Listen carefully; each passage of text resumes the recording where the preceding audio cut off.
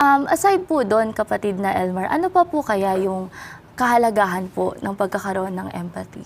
Yun po ang magtutulak sa tao para mag-alok ng tulong sa iba. Kasi tatanungin ko po kayo, kapatid na Chelsea, maganda ba o masarap ba sa pakiramdam na nahihirapan o kaya ay nasasaktan?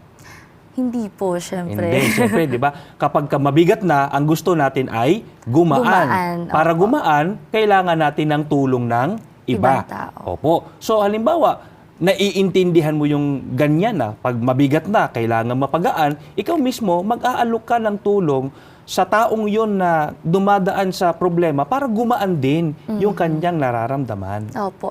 And nabanggit din po natin kanina na empathy is being able to put yourself into the shoes of other Yes people. po.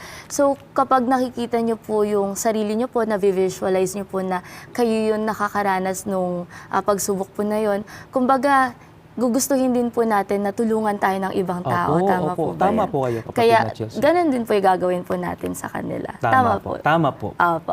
Ayun po, no, napag-usapan po natin yung mga kahalagahan po ng pagkakaroon ng empathy sa loob ng tahanan. At totoo pong napakahalaga kasi napakalaking difference po pala Opo. kapag wala.